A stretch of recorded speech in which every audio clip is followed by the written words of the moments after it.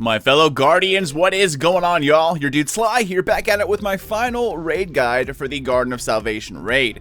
In this video, we're going to be going over a detailed look at the final boss encounter, the Sanctified Mind.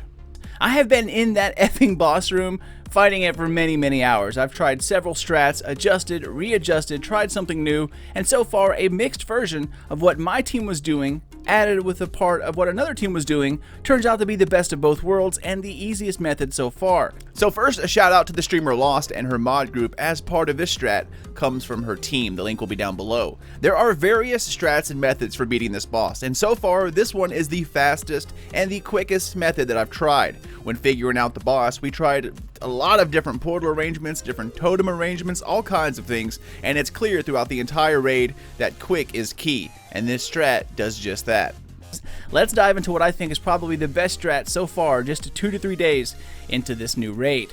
So let's talk team composition, weapons, the map, etc. So far, the best way to go is to have 2 Warlock Wells, 1 Hunter Tether, with as many Nighthawk Golden Gun Hunters as possible. And then for Titans, you want to go Sentinel with Ward of Dawn for Blessings of Light. You can, of course, use a couple of Tethers here, but if you're below 940, things do hurt quite a bit, and having the Invis available comes in handy when you're taking damage you just simply cannot get away from. Warlock Wells and Healing Grenades are absolutely awesome here, as everything in this boss room seems to want to kill you. For weapons, Izanagi's Burden with the Catalyst completed, followed by Recluse and a grenade launcher with spike grenades. Wendigo also works very well. If you do not have Izanagi's Burden for whatever reason, then Whisper of the Worm is still a fantastic choice for DPS. You can still run Mountaintop or Recluse or whatever your favorite primary is with that. Now you don't need them, but also anti-barrier rounds do help out with Angelic Hydra spawning, as you can shoot them through their shields, and you don't have to wait for those damn things to keep rotating. Now, because I brought over my old Xbox characters, everything from Forsaken forward, I had to redo. That's my nostalgic side getting the better of me, I guess, as my newer PC characters were stacked with everything, but it is what it is. I'm also still experimenting with linear fusions, as I think they might be just as good as snipers, something for another video perhaps. If you don't have Whisper, then Darcy might be your best bet after that. Okay, so now let's learn the map of this encounter. This map basically floats on top of Vex Milk. Think of it like left and right sides. Each side has 2 Vex totems where you can deposit motes and where Vex can sacrifice. However, you only need to worry about one of these totems per side, as only one will be active on left and one will be active on right. We'll talk about when they swap a little later on. Next, let's talk about the very far sides of this map. On each side of the map there are islands. One island to the left and one island to the right. They can also call them Blue Island and Orange Island. At certain times within this boss encounter, your team must open portals to these islands for dedicated mote grabbers to jump on through, clear out as many adds as possible, grab as many motes as possible, and then be teleported back to the main area. To either open a portal or to pull your teammates back, you have to shoot the boss. So look at the boss and notice these 2 glowing spots on him. One is on the left leg, the other the right shoulder. Popping these weak points will cause a portal to open. And of course, shooting the left side opens the left portal, shooting the right shoulder opens the right portal. Popping these weak points will cause a portal to open, which then designated players will hop through to be teleported to the island. Once they are full of motes, call it as like pull left portal or pull right, bring us back, something along those lines. To do that, once again, all you have to do is simply shoot that weak point again once it's back up. This will auto-teleport the players over on the island while spawning in another portal yet again.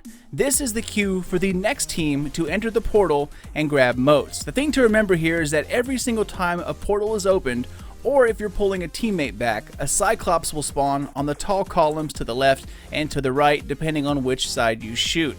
You pull back a team from the left Cyclops spawns. Pull from the right spawns. Have teammates be designated to shoot those things ASAP, as they will be the cause of a team wipe eventually if they're not taken care of. Next, let's talk about the floor. All while adds are spawning, the boss is shooting at you, and you're concentrating on helping your island team, the boss will despawn floor panels around you, and it is completely RNG. To build your floor back, you have to use the tether mechanic from the totem and then connect it to a specific lock on the ground around you.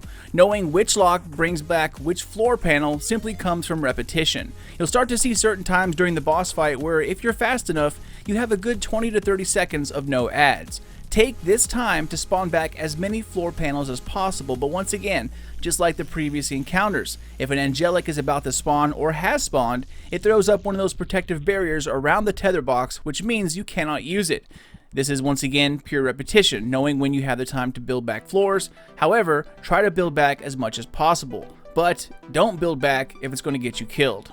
At some point within this boss encounter, there will be a slow period, which your whole team can start to build, so don't worry about it if it's going to get you hurt. Alright, next up, before we set things into motion, let's talk about the next part of this tether mechanic, actual boss damage phase. So picking up motes in this encounter does two things here. Number one, it gives the player a buff that allows you to destroy those immunity shield on Vex enemies, and it also builds up the totem to allow for damage. The goal here is to dunk 60 motes in total, 30 on the left, 30 on the right. Now you can tell if your totem is activated by how it looks. See how it's kind of pulsating here in this picture? But in this picture here, it kind of looks empty. That's because 30 motes have not yet been deposited into this totem. Now if you're asking what does depositing these motes do? During the start of damage phase, you have to connect the full totems via tethers to the boss. This stuns him and then will set the boss up for damage phase. The goal here is to connect both totems one right after another. This gives you the longest damage phase possible. However, one thing to remember, you cannot tether the boss if the totem is not pulsating. It needs 30 motes in order to be able to connect to the boss. Otherwise, if a Vex sacrifices at a totem, that's 10 motes per Vex sacrifice. However, if 2 or more sacrifice back to back, that's a team wipe mechanic, just like in the other encounters. You can recover from Vex sacrificing, but that means more time for exposure, more floor panels being taken away, one more Cyclops to kill, and of course, more chances for things to go wrong. This strat was created to try to get to damage phase as fast as possible. Alright Guardians, now let's put everything we just talked about into motion. How this works out is like this. You're kind of splitting up into 2 teams of 3. Think of that area in the middle here as home base. One player on each side will be responsible for safeguarding the totems by shooting ads and helping to pull players back from the islands, or helping to open a portal, as well as making sure that the Cyclops is down on his or her side. This is of course a team event and everyone should be helping out, but your main objective, if you're the person staying behind, is to safeguard that totem and take out Cyclops on your designated side. That is your main MO here, but of course help out whenever you can. The other 2 on your team will be dedicated moat runners and will also be the ones to tether the boss come damage phase. This strat is created to try to be as fast as possible with the least amount of teleports, and that's why 2 go in instead of just 1. The moat runners will want a staggered approach, meaning you only want 1 team to be out at a time. Doing it this way means you will only have to worry about 1 Cyclops at a time and 1 piece of floor disappearing at a time. The assholey Cyclops and disappearing floor panels are linked to these portals. Every time you pop the boss and send a team or take a team back, a Cyclops will spawn on the same side the team went to, and the floor will disappear soon after as well. Now where? It's RNG. It could be your side, it could be the other side, front, back, you never really know. Once the team comes back to home base, you and your moat partner need to figure out who is dunking moats first and who's going to be second. The goal here, once you're back home, is to try to stretch out the enlightenment buff for as long as possible. Now in this instant, my partner dunked first, and after the first wave of ads, I then dunked next. This gives me plenty of time to pop shields all over the map while the other team is coming back from their trip in and is about to deposit themselves. This strategy involves using only 1 side portal at a time. Once the team goes in to collect motes on the left, which is left side team, the right side moat team will be going into the left immediately after the first team gets pulled back. Because remember, when you open a portal by shooting the weak point, it not only pulls the team from the island, but it creates a portal as well, and you want to take advantage of that so you don't have to shoot the boss again, which then spawns another Cyclops and it will burn more floor space. So once Team 1 comes back, Team 2 should be right on their heels heading into the portal to pick up motes themselves. When we both come back, both teams will dunk on the corresponding side on the active totem. This fills the blue totem much faster, and it should only take 2 trips on each side. 2 trips to the blue side, 2 trips to the orange side, once per team. Just remember guys that communication is key here. If you're the person who is popping the boss to open the portal, make sure you let everybody know that portal is open. That'll give them time to run over there, because sometimes it spawns in a very weird faraway place and they have to kind of YOLO it to get there. As with everything within raids, communication is crucial. Okay, so now that we had 2 trips to the left, it is now time to switch. Now, the same moat running teams will be using the orange portals, or the right side island, to go and stack up on moats to bank. The order will always be the same. The team who went in first on the left will be the team who goes in first on the right. You don't have to be super fast here, but do try to be as quick as possible while being safe, because remember, there needs to be an enlightened buff on the main floor pretty much most of the time to pop those immunity shields. Otherwise, Vex sacrifice, and if you don't have that buff, you can't kill them, so that means it's going to be a wipe. To make sure you have plenty of time, be sure to stagger your banks. Have one person bank first, and then once you take care of the first wave of adds, have the second person bank. This gives you quite a long duration of breaking shields before you're heading back in to get more moats. The best thing to do is simply spray, pop as many shields as you can. Do not focus on killing enemies, but just grab all of the shields and get rid of them as fast as possible, and then mop up adds. If you have the Enlightenment buff, try to pop all the shields on both sides of the map, blue totem side and orange totem side. Of course, blue is left, orange is right. As long as those shields are down on both sides, your dedicated ad control guys should be taking care of them. Now, once both teams have banked their moats, each totem should be fully charged, and now it's ready for boss damage phase. You have a decent amount of time here, so make sure to clear up any ads. Nothing can sacrifice before damage, or it will mess everything up instantly. Vex ads will start to spawn, and the boss will start to walk closer. Another angelic spawns, blocking the tether box, and on top of that, you're going to see a huge Vex oracle looking thing in the sky right in front of the boss. This is a clue as to which tether needs to be used to stun the boss first. Orange, like I said earlier, is right, blue or white is left.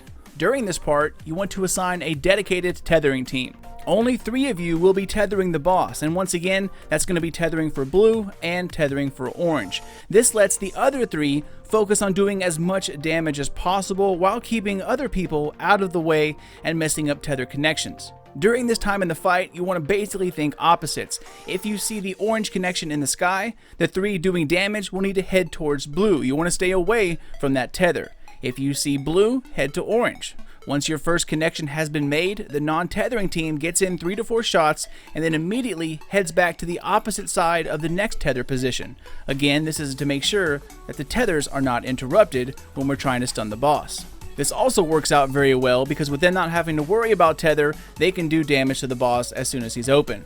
Once the designated tether team tethers the boss on orange and blue, it is time for everyone to do damage. Pop down Radiant Swell with weapons of light bubble in the back, and if you have a tether, shoot the boss with it right in the middle of the chest. Remember, tether now does 30% extra damage to bosses. The trick about this damage phase is that the boss takes less damage when he is standing on the ground. At that time, when he's on the ground, you want to use your rocket launchers. Once the boss starts floating upwards, that is when you want to start using Nighthawk, Golden Gun, Izanagi shots, and Whisper. Do as much damage as possible, and then, congratulations my friend, that is 1 complete round.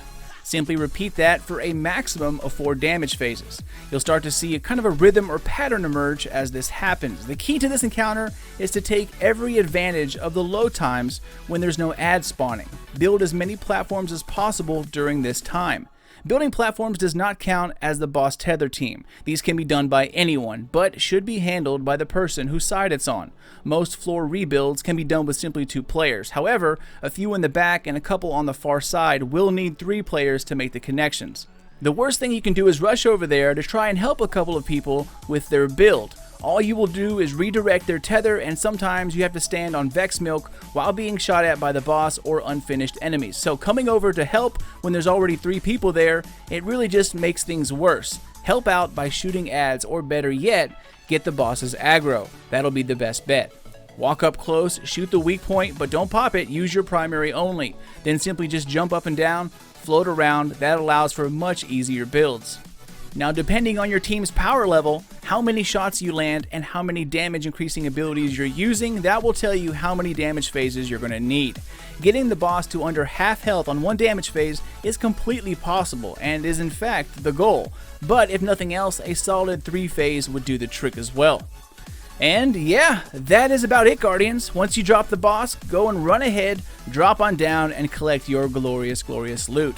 Now I know guys, this is a lot to take in all at once, so that's why keeping the same job is important. Do not try to keep switching things up because each job has certain nuances to learn, such as building. There are some places you can build very easily and others not so much. You also know who's shooting the tether box to activate it and who is standing in line first and who's the person way in the back to direct the tether.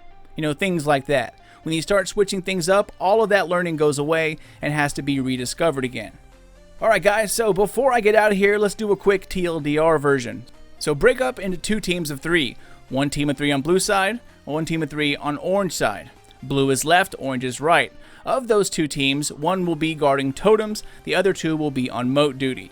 After the first wave of enemies, kill the angelic and then send the left team to the left side by shooting the left leg. Everyone kills adds at totems while moat team goes as fast as possible, tries to collect as many moats as possible. You can either collect 18 or 15 depending on the enemies that spawn in there, and it's a split between 2 people of course. Once all the moats are collected on the left, the moat team will yell pull left. Teams on the ground once again shoot the left leg to automatically teleport left moat runners, and as one team comes in, the right side moat runners are now going to the island. Left side moat runners need to spread out their enlightenment buff. One person dunks immediately, while the second person holds on to their moats, dunks 15 to 20 seconds later. Just keep an eye on your moat timer. Moats do expire and you cannot hold them forever. They do have a countdown, which means they will disappear if you don't dunk them, and you'll have to be sent back in, which then makes everything much longer. Once the right side team comes back in from the left portal, deposit moats in a staggered fashion, just like the first team has been doing. Once the orange team comes back in from the left portal, 2 players bank, that means the left totem will now be full. Now it's time to switch over to the right. The left team, who first went in on the left, now goes first in on the right. The same thing happens here. As soon as we say pull right, shoot the weak point to pull us back in. Again, one team is being pulled back in, while the other is on their way to the freshly spawned portal. After 2 rounds of banking on both totems, there's going to be time for damage. Break off into your dedicated 3-man boss tethering group, kill the angelic as well as any adds, and clean up everything as much as possible. Once the next wave of adds spawn, be sure to pop all of the shields when you can, and clean up any close adds before starting to tether the boss. You have a decent amount of time to tether this dude, so be safe and first clean up your adds. If the first tether shown is orange, that means tethering team heads right, while the other team, the initial damage team, goes left. Once the boss is connected, tethered, then stunned, everyone switches sides. Initial damage team now heads right, tether team heads left to get ready to tether the blue side. Keep doing damage while the tether team now connects the blue tether. Once both have been connected, it is full damage time. Plop down Radiance Well, Weapons of Light, tether can also be used here. Also remember, the boss takes less damage on the ground, so use grenade launchers on this part. Once this dude is airborne, that's when Golden Gun should be used, as well as Whisper, Izanagi's, whatever you have. If your loadout doesn't let you use a grenade launcher, just whisper the boss as much as possible. Do that 2 to 3 times, and that's it, my friend. I mean, there is a lot going on here.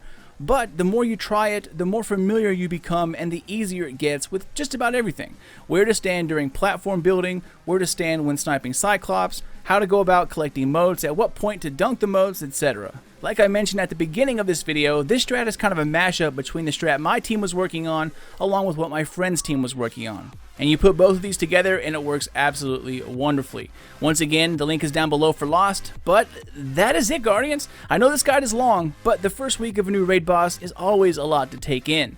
Over time, things will definitely become easier, strats will adapt, and before you know it, in a week or 2, we're going to have a strat for this boss that's going to be so easy, you're going to be speed farming this guy like it's nothing. Anyways, I am out of here, y'all. Once again, thank you all so much for watching, and not only watching, but for supporting Sly Nation. I hope this guide is explained thoroughly enough for you to easily be able to put this into practice. A lot of the quote-unquote guides out there, especially in the first couple days, simply aren't guides at all. It's just footage of a team beating it, which doesn't show the ins and outs and the crucial steps. If you're new to my channel, then welcome, Guardian. Thank you for stopping by and for watching. Subscribe for lots more Destiny 2 Garden of Salvation raid guides, secrets, and videos. Spank the thumbs up, but only if you enjoyed yourself. And if you're bored out there watching your collection of online memes, feel free to check me out on Twitter or Facebook at Sly Nation or Sly Nation Gaming on the FB. Take care, Guardians. Good luck, and you absolutely got this. Keep those eyes open for plenty more Destiny 2 Shadowkeep videos, as I have quite a few left to upload. But until then, This is your dude Sly, and I will catch you guys next time.